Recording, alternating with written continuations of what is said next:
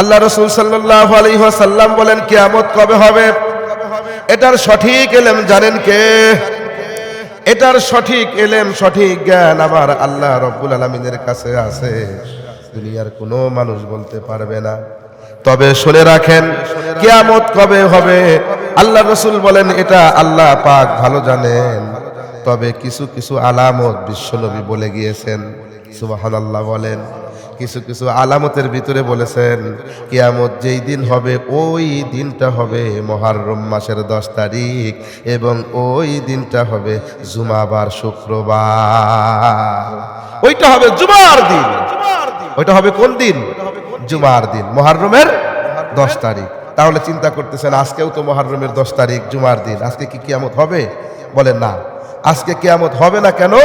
বলে আরো কিছু আলামত আল্লাহ রাসূল সাল্লাল্লাহু আলাইহি ওয়াসাল্লাম বলেছেন, সেই আলামতের ভিতরে অনেক আলামত এখনো বাদ রয়ে গেছে, এখনো আসে নাই, যার কারণে এখন কিয়ামত হবে না। যদিও আজকে মুহররমের 10 তারিখ শুক্রবার জুমার দিন, কিন্তু কিয়ামত হবে না আজকে। কেন? বলে অনেক আলামত আছে, ছোট ছোট আলামত অনেক প্রকাশ পেয়েছে, কিন্তু আজকে আমরা দেখতেছি যে বড় যে আলামত গুলো আছে, সূর্য উঠবে পশ্চিম দিক থেকে, হইছে? হয় না। দাজ্জাল আসবে, ঈসা আলাইহিস সালাম আসবে, ইমাম মাহদী আসবেন, এরা আসবেন।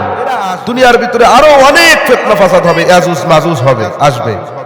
দুনিয়ার ভিতরে আরো অনেক কিছু ঘটে যাবে, রহমত বরকত উঠে যাবে, কোরআনের আয়াত উঠে যাবে, এইগুলা আলামত সামনে আসবে।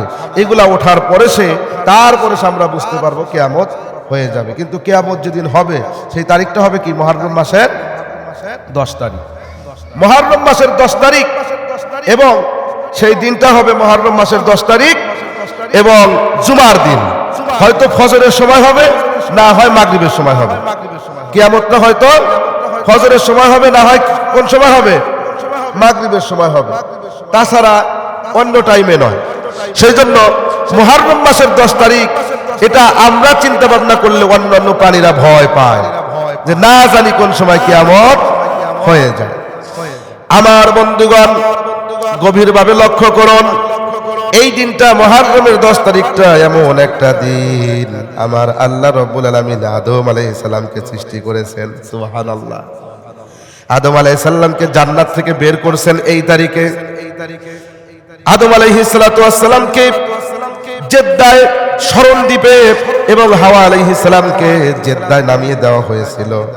সেখান থেকে কাঁদতে কাঁদতে আল্লাহ রাব্বুল আলামিন যখন তাদের তওবা কবুল করলেন, দুজনকে যখন আরাফার ময়দানে যখন মিলিত করলেন, আদম আলাইহিস সালাম এবং হাওয়া আলাইহিস সালাম দুইজন যখন একসাথে সাক্ষাৎ করলেন, আল্লাহর কাছে তওবা কবুল হয়ে গেল। ওই দিনটাও ছিল মুহররমের 10 তারিখ। সুবহানাল্লাহ। সেই জন্য আদম আলাইহিস সালামের তওবা কবুল হয়েছে। আমরা আজকে দিনের যদি দোয়া করি, কবুল করবেন কে? আসতে বলবেন না, কে? আল্লাহ পাক কবুল করবেন। সেই জন্য বেশি বেশি করে দোয়া করা দরকার। আদম আলাইহিস সালামের দোয়া কবুল হলো, স্বামী স্ত্রী মিল হয়ে গেল। সেই দিনটা ছিল মুহররম মাসের 10 তারিখ। নূহ আলাইহিস সালাম 950 বছর পর্যন্ত দাওয়াত দিলেন, কিন্তু কাফেররা নূহ আলাইহিস সালামের দাওয়াত শোনার পরেও মাত্র 60-70 জন মানুষ ব্যতীত আর কেউ মুসলমান হলো না। নূহ আলাইহিস সালামকে কষ্ট দেওয়া আরম্ভ করলো। আল্লাহর পয়গম্বর আল্লাহর কাছে দোয়া করলেন, আয় আল্লাহ তাআলা, এই মানুষগুলাকে 950 বছর পর্যন্ত দাওয়াত দিলাম, এরা আপনার নাফরমানি এবং আমাকে কষ্ট দেওয়া ছাড়া আর কিছু করলো না। আল্লাহ, আপনি এই কাফেরদের মধ্যে থেকে একজনকেও জমিনের ভিতরে বাঁচায় রাখেন না। আমার আল্লাহ রব্বুল আলামিন বললেন, ও নূহ, তুমি একটা কিস্তি নির্মাণ করো, একটা নৌকা তৈরি করো। অনেক বিস্তারিত ঘটনা, আমি শুধু সংক্ষেপে কথাটা বলতে চাই। নূহ পয়গম্বর আল্লাহ পাকের আদেশে একটা কিস্তি নির্মাণ করলেন, নৌকা বানাইলেন। সেখান থেকে যখন প্লাবন শুরু হয়ে গেল, উপর থেকে বৃষ্টি হয়, নিচ থেকে পানি বের হয়, ঝর্ণার পানি বের হয়। এই যে মুরলি পানি বের হয়, আমার বন্ধুগণ, পানি উঠতে উঠতে একদম প্লাবন হয়ে গেল। নূহ আলাইহিস সালাম ঈমানদারদেরকে সেই কিস্তির উপরে উঠাইলেন। প্রত্যেক প্রকারের প্রাণীগুলো জোড়ায় জোড়ায় উঠাইলেন, প্রত্যেক প্রকারের গাছগুলো জোড়ায় জোড়ায় উঠাইলেন। সেই গাছগুলো উঠানোর পরে দেখলেন কেনান তার ছেলে পানির ভিতরে ডুবে যাচ্ছে। আল্লাহ রাব্বুল আলামিনকে বললেন, আয় আল্লাহ, আমার কলিজার টুকরা সন্তান কেনান পানির ভিতরে ডুবে যাচ্ছে, আপনি যদি আমাকে অনুমতি দেন তাহলে কেনানকে আমি একটু নৌকায় আরোহণ করাইতে চাই। আল্লাহ রাব্বুল আলামিন বললেন, ও নূহ, এই নৌকাটা কোনো বেদিনের জন্য না। যারা আমি আল্লাহকে আল্লাহ বলে স্বীকার করেছে, আমি আল্লাহর উপরে যারা ঈমান এনেছে, যারা তোমাকে নবী বলে স্বীকার করেছে, তারাই হবে তোমার পরিবারের লোক, তাদেরকে উঠাইতে পারো। তাছাড়া কেনান যদিও তোমার সন্তান, তোমার পরিবারের লোক, কিন্তু সে আমি আল্লাহকে মানে নাই, তোমাকে নবী বিলা মানে নাই, যার কারণে কেনান তোমার ছেলে হওয়া সত্ত্বেও তোমার পরিবারের লোক নয়। সুতরাং ইসলামের ভিতরে যেই সমস্ত সন্তানেরা নবীকে মানে না, যারা ইসলামকে মানে না, সে যদি আমার সন্তান হয় তবু নিজের সন্তান আল্লাহর চাইতে বড় হতে পারে না। কথা বলুন ঠিক কিনা? আমার সন্তানও যদি আমার নবীর বিপক্ষে যদি কথা কয়, আল্লাহর বিপক্ষে যদি কথা কয়, আমার আল্লাহর চাইতে সন্তানের মহাব্বত বেশি নয়। আল্লাহর জন্য সন্তানকে কোরবানি দিতে হবে, সন্তানকে বাদ দিয়ে দিতে হবে। কথা বলুন ঠিক কিনা? নূহ আলাইহিস সালাম আল্লাহ পাকের আদেশ পাইলেন, না, সন্তানকে উঠানো যাবে না, যার কারণে তার সন্তানকে সেই কিস্তির ভিতরে তিনি উঠাইলেন না।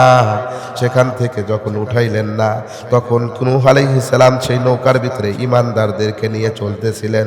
40 দিন পর্যন্ত নৌকাটা ভাসতেছিল। 40 দিন পরে জুদি নামক পাহাড়ে গিয়ে সেই নৌকাটা আরোহণ করলো, থেমে গেল। যেই তারিখে, যেই দিনে নৌকাটা থেমেছিল জুদি নামক পাহাড়ে, ওই দিনটাও ছিল মুহররম মাসের 10 তারিখ। সুবহানাল্লাহ! ওই দিনটা কি ছিল? মুহররম মাসের 10 তারিখ। আল্লাহ তাআলা নূহ আলাইহিস সালামকে প্লাবন থেকে মুক্তি দিয়েছেন মুহররম মাসের 10 তারিখ। আল্লাহর পয়গম্বর, আল্লাহর খলিল হযরতে ইব্রাহিম আলাইহিস সালাতু ওয়াস সালাম, তাকে নমরুদ অগ্নিকুণ্ডের ভিতরে ফেলে দিল।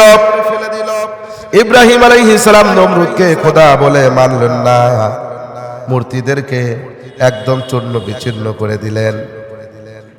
ইব্রাহিম আলাইহিস সালাতু ওয়াস সালাম বললেন, আল্লাহকে আমি বিশ্বাস করি, আল্লাহকে মানি, নমরুদ তোমাকে খোদা হিসাবে মানি না, মূর্তিগুলোকে খোদা মানি না।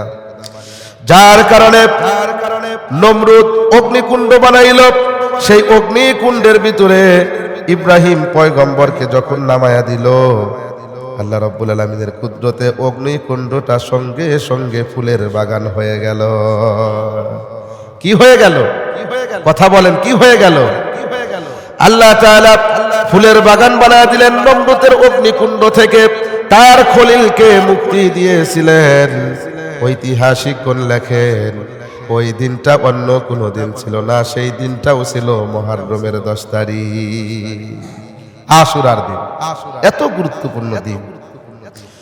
আমার ভাইয়েরা, বড় বড় ঘটনাগুলো ঘটেছে যেগুলো আমাদের জন্য অত্যন্ত আনন্দদায়ক। গত সপ্তাহে আমি আলোচনা করেছিলাম মুসা আলাইহিস সালাতু ওয়াস সালামকে ফেরাউনের কবল থেকে আল্লাহ তাআলা মুক্তি দিয়েছিলেন। ফেরাউনকে নীল নদের ভিতরে চুবায়া মারছিলেন। ওই দিনটাও ছিল কোন তারিখ? মুহররম মাসের 10 তারিখ। আকে আদা রাবাদরিয়া দরকাশি, নাকে রাজ সঙ্গে খারা বরকাশি। আল্লাহ তাআলা মুহররম মাসের 10 তারিখে মুসা আলাইহিস সালাতু ওয়াস সালামকে ফেরাউনের হাত থেকে রক্ষা করলেন। শুধু তাই নয়, আইয়ুব আলাইহিস সালাতু ওয়াস সালাম, তিনি 18 বছর অসুস্থ ছিলেন, তার শরীরে কীড়া ধরেছিল। সেখান থেকেও আল্লাহ সুস্থ করেছিলেন মুহররম মাসের 10 তারিখ। তাহলে সবগুলোই আমাদের আনন্দের বিষয়। তবে দুইটা বিষয়ের ভিতরে একটা বিষয়ের কথা বলি। একটা বিষয় হলো কিয়ামতটাও হবে মুহররমের 10 তারিখ জুমার দিন। আর একটা বিষয় অত্যন্ত বেদনাদায়ক, আল্লাহ রাসূল সাল্লাল্লাহু আলাইহি ওয়াসাল্লামের কলিজার টুকরা নাতি হযরত হুসাইন রাদিয়াল্লাহু তাআলা আনহু, ইয়াজিদের বাহিনী তাকে নির্মমভাবে শাহাদত বরণ করিয়েছে, শহীদ করে দিয়েছে। সেই দিনটাও ছিল মুহররমের 10 তারিখ জুমার দিন। সেই দিনটাও কি ছিল? মুহররমের 10 তারিখ জুমার দিন। নির্মম ঘটনা। সেই ঘটনা পড়তে গেলে চোখ দিয়ে পানি বেয়ে পড়ে। আহারে, ইমাম হুসাইন রাদিয়াল্লাহু তাআলা আনহু এমন ব্যক্তি ছিলেন, আল্লাহর রাসূল অত্যন্ত মহব্বত করতেন, ভালোবাসতেন।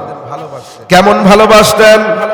রাসূল বসে থাকতেন, পাশেই হযরতে হুসাইন রাদিয়াল্লাহু তাআলা আনহু আসতেন, রাসূলের সাথে মজা করতেন। আল্লাহর রাসূল যখন নামাজ আদায় করতেন, যখন দাঁড়ায়া সূরা তেলাওয়াত করতেন, ইমাম হুসাইন গাড়ের উপরে বসে যাইত। সুবহানাল্লাহ বলেন। বলতো এটা একটা গাছ, গাছে চড়েছি, আমার নবী হুসাইনের কষ্ট হবে ভেবে নামাজের সূরাগুলো আরো লম্বা করে দিতেন। সুবহানাল্লাহ বলেন।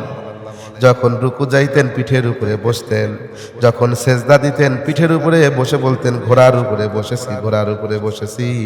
আমার নবী হুসাইনের কারণে আল্লাহর মহব্বতে সিজদাটা আরো দীর্ঘায়িত করে দিতেন। সুবহানাল্লাহ। হযরত ওমর ফারুক রাদিয়াল্লাহু তাআলা আনহু বলেন, ও হুসাইন, তুমি যেই ঘোড়ার উপরে বসেছো, এই ঘোড়াটা এত দামি, এত দামি, এই দামি ঘোড়ার উপরে তুমি বসেছো, পৃথিবীর ভিতরে কোনো ঘোড়া এত দামি না। সুবহানাল্লাহ বলেন। এইবার হোসাইন অত্যন্ত পণ্ডিত ছিলেন, অত্যন্ত বাকপটু ছিলেন।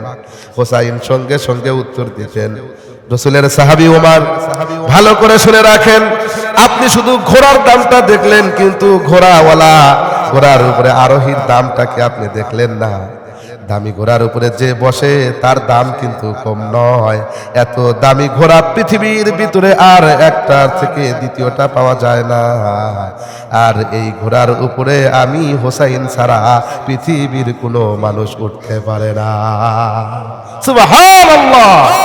আমি হুসাইন ছাড়া এই ঘোড়ার উপরেও কেউ উঠতে পারে না। শুধু ঘোড়ার দাম দেখলেন, আরোহীটাও অত্যন্ত দামি। সুবহানাল্লাহ বলেন। রাসূলের আদরের নাতি ছিল হযরত হুসাইন, যার কারণে রাসূল বলেন ইমাম হাসান এবং হুসাইন তারা হলো জান্নাতের যুবকদের সর্দার। সুবহানাল্লাহ বলেন।